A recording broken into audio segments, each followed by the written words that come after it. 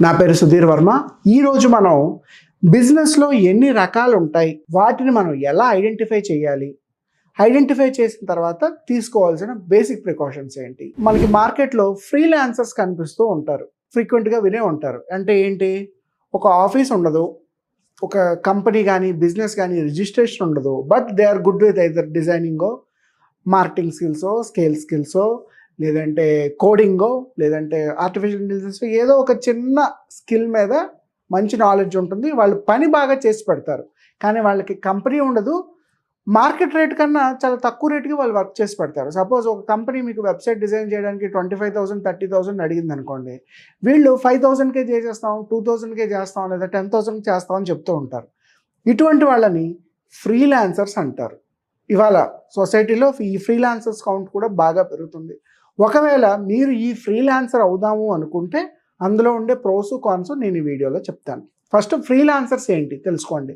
ఏ business లేకుండా, ఏ registration లేకుండా, కోవర్కింగ్స్ ఆఫీసో లేదంటే ఇంట్లోనే కూర్చొని ఎవరికైనా కస్టమర్కి కావాల్సిన పని చేసి పెడితే అటువంటి వాళ్ళని ఫ్రీలాన్సర్స్ అంటారు.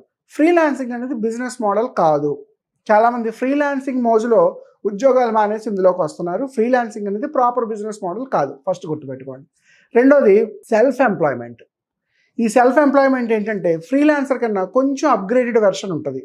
మనకి రియల్ ఎస్టేట్ ఏజెంట్లు కానీ, ఇన్సూరెన్స్ ఏజెంట్లు కానీ, వీళ్ళు మెజారిటీ ఆఫ్ ద కేసెస్లో సెల్ఫ్ ఎంప్లాయ్మెంట్లో కనిపిస్తారు. అంటే ఏదర్ ఒక సర్టిఫికెటో, ఏదో ఒక లైసెన్సో, పర్మిషనో వీళ్ళ దగ్గర ఉంటుంది, లేదా ఒక చిన్న ప్రాపర్టీ కన్సర్నో ఏదో ఒక బిజినెస్ మోడల్ లాంచ్ చేసుకుంటారు.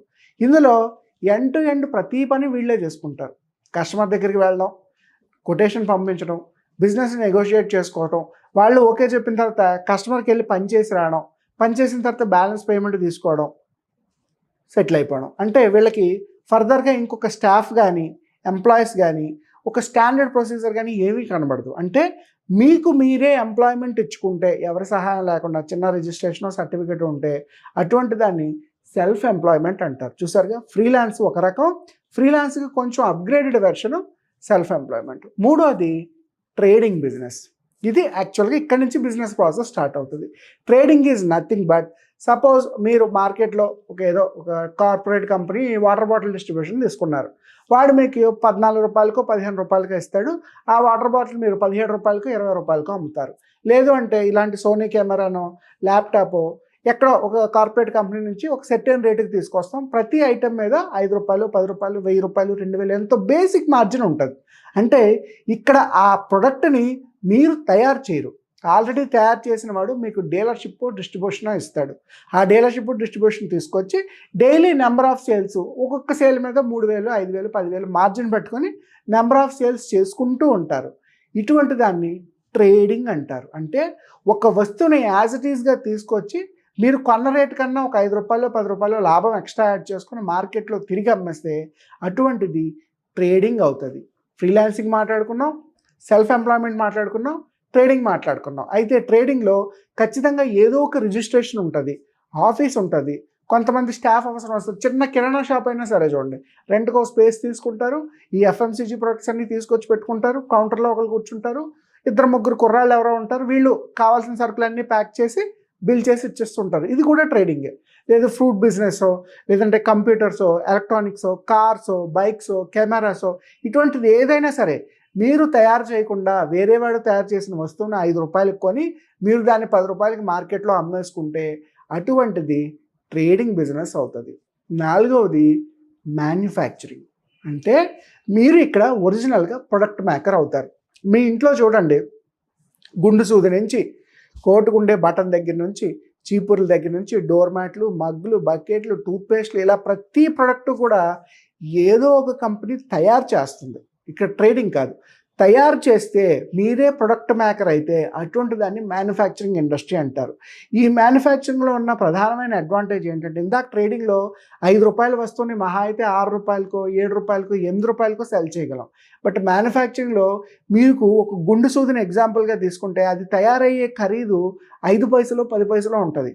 కానీ మార్కెట్లో మీరు ఎప్పుడైనా సూపర్ మార్కెట్కి కానీ, కిరాణా షాప్కి కానీ వెళ్ళి ఒక గుండు సూది రేట్ ఎంతో అడగండి, మినిమం 1 రూపీయో, 2 రూపీయో, 5 రూపీసో చెప్తారు. ఈవెన్ ఒక అగ్గిపెట్టి తీసుకోండి, మ్యాచ్ బాక్స్, అది మేకింగ్ కాస్ట్ మహా అయితే 20 పైసలు 30 పైసలు ఉంటుంది. బట్ మీరు దాన్ని ఎంతకు అమ్ముతున్నారు మార్కెట్లో? రూపాయికి. అంటే మీరు తయారు చేసిన దానికన్నా కనీసం 50%, 70%, 30% మార్జిన్ ఉంటుంది. రూ. 100 తయారు చేస్తే 150కి అమ్మే అవకాశం ఉంది, 200కి అమ్మే అవకాశం ఉంది, 500కి ఉంది, ఒక్కొక్కసారి రూ. 1000 కూడా అమ్మే అవకాశాలు మ్యానుఫ్యాక్చరింగ్ ఇండస్ట్రీలో కనిపిస్తాయి. ఈ మ్యానుఫ్యాక్చరింగ్ ఇండస్ట్రీకి ఎంత డిమాండ్ ఉంది కాబట్టే ప్రపంచవ్యాప్తంగా majority of the product manufacturing అంతా కూడా చైనాలో తయారవుతుంది. ఎందుకంటే వాళ్ళ దగ్గర అన్ని రకాల మ్యానుఫ్యాక్చరింగ్ యూనిట్స్ ఉన్నాయి. కెమెరాలు కావాలి, తయారు చేస్తారు. స్మార్ట్ ఫోన్స్ కావాలి, తయారు చేస్తారు. ఫ్రేమ్స్ కావాలి, తయారు చేస్తారు. బ్లాజర్స్ కావాలి, తయారు చేస్తారు. టేబుల్ కావాలి, తయారు చేస్తారు. అంటే వాళ్ళు అప్పటికే మ్యానుఫ్యాక్చరింగ్ యూనిట్లు పెట్టేసుకొని ఉన్నారు. అందుకే ఇండియన్ గవర్నమెంట్ కూడా చైనా నుంచి వచ్చే ప్రొడక్ట్స్ కాకుండా మనం కూడా మన ఓన్ మ్యానుఫ్యాక్చరింగ్ యూనిట్స్ని పెట్టుకోవచ్చు అని చెప్పి డిఫరెంట్ లోన్స్ ఇస్తుంది. అంటే మీరు ఒక వస్తువుని కనుక ఆటోమేటిక్గా తయారు చేసి హ్యాండ్మేడ్లో కానీ, మిషన్లో కానీ, ప్లాంట్లో కానీ తయారు చేసి రూపాయికి తయారు చేసిన వస్తువుని ₹2, ₹5, ₹10 అమ్ముకుంటే అంటే మినిమం 50% మార్జిన్తో ప్రొడక్ట్ బయటకు వెళ్తుంది. అలా తయారు చేస్తే దాన్ని మ్యానుఫ్యాక్చరింగ్ అంటారు. ఒక పనిని వేరే వాళ్ళ కోసం చేసి పెడితే ఇక్కడ ప్రొడక్ట్ ట్రాన్స్ఫర్మేషన్ ఏం జరగదు. వేరే వాళ్ళకి ఒక పని రిక్వైర్మెంట్ ఉంది, అది వాళ్ళకి చేసుకోవడం రాదు, మీకొచ్చు. ఆ చేసినందుకు గాను వాళ్ళ దగ్గర నుంచి మీరు డబ్బులు తీసుకుంటారు. అటువంటి దాన్ని సర్వీస్ ఇండస్ట్రీ అంటారు. ఇప్పుడు ఈ మోడల్స్ అన్నిటిలో కన్నా ఇంకొంచెం ఏదైనా అడ్వాన్స్డ్గా చేసుకోగలిగితే అటువంటిది స్టార్టప్ అంటారు. స్టార్టప్ ఏంటనేది మనం ఫర్దర్ వీడియోస్లో డిస్కస్ చేద్దాం. అయితే గుర్తుపెట్టుకోండి, మీరు మీ జాబు లేదా మీరున్న ప్రొఫెషన్ మానేసి ఫ్రీలాన్సర్ అవుతారా? Don't go for that. Majority of the people నేను హ్యాపీగా ఫోటోగ్రఫీ చేసుకుంటా, నెలకు 4,000 వస్తే సరిపోద్ది, 50,000 వస్తే సరిపోద్ది అని అనుకుంటారు. బట్ మీరు ఎప్పుడైనా ఒక స్థాయి నుంచి ఇంకో స్థాయికి అప్డేట్ అవ్వాలి. అంటే మీరు ఒక కార్పొరేట్ జాబ్లో ఉంటే మీరు ఫ్రీలాన్సర్ అవ్వాల్సిన అవసరం లేదు. కార్పొరేట్ జాబ్ నుంచి ఇంకొంచెం పెద్ద ఇండస్ట్రీ అదే కేటగిరీలో ఈ ఫోటోగ్రఫీ, వీడియోగ్రఫీ ఇండస్ట్రీలో ఉన్న పెద్ద కేటగిరీ ఏదైనా ఉంటే అదే ఆలోచించాలి తప్పించి మీ లెవెల్ తగ్గించకూడదు. అలాగే సెల్ఫ్ ఎంప్లాయ్మెంట్ కూడా ఇంచుమించుగా సూటబుల్ కాదండి. ఎందుకంటే మీకోసమే మీరు కష్టపడుతుంటారు, పెద్ద రెవెన్యూ ఉండదు, కోట్ల రూపాయల సంపాదన ఏమీ కనిపించదు, నెల అయ్యేసరికి 1000 వరకు బాగానే ఉంటుంది. నిజానికి సెల్ఫ్ ఎంప్లాయ్మెంట్ ఫ్రీలాన్సింగ్ కన్నా జాబే చాలా మంచిది. ప్రతి నెల వర్క్ ఉంటుంది, ఫిక్స్డ్గా శాలరీ వస్తుంది. ఈ రెండిట్లోని ఆ ఇన్సూరెన్స్ లేదు, అంతకన్నా ఎక్కువ డబ్బులు కూడా దీంట్లో రావు. సో ఫ్రీలాన్సింగ్, సెల్ఫ్ ఎంప్లాయ్మెంట్ ఆలోచించే బదులు మీరు జాబ్కి వెళ్ళడమే చాలా మంచిది. అపార్ట్ ఫ్రమ్ దట్ నేను ఏదో కొంచెం ఇన్వెస్ట్మెంట్ పెట్టుకుంటా, ₹1,00,000, ₹5,00,000 షాప్ రెంట్కి తీసుకుంటా, ఏ వాటర్ బాటిల్లో, పెన్లో, పుస్తకాలు, టేబుల్స్ ఏదో ఒక డీలర్షిప్ తీసుకొని షాప్లో పెట్టుకొని వచ్చిన ప్రతి ₹10 ప్రొడక్ట్ని ₹15కి అమ్మేసుకుంటాను అనుకుంటే you can simply go for the trading. తప్పేమీ లేదు. ఇవాళ మనకి మెజారిటీ ఆఫ్ ది ట్రేడర్స్ కూడా మార్కెట్లో ఉన్నారు. అలా కాకుండా నేను ఒక ఐటెంని తయారు చేస్తాను, పర్టికులర్గా ఈ ఐటెంకి మార్కెట్లో ఇంత డిమాండ్ ఉంది అని మీరు ఐడెంటిఫై చేసి ఏదైనా అటువంటి పర్టికులర్ ప్రొడక్ట్ని తయారు చేస్తే we can simply call it manufacturing. ఇవాళ ఒక అమెజాన్లో ఒక బెస్ట్ కేస్ స్టడీ ఏంటంటే ఒకానొక కంపెనీ అమెజాన్ పోర్టల్లో ఈ యూట్యూబ్కి, కెమెరాలకి వాటి ట్రైపాడ్స్ని చాలా ఎక్కువ సేల్ చేస్తుందంట.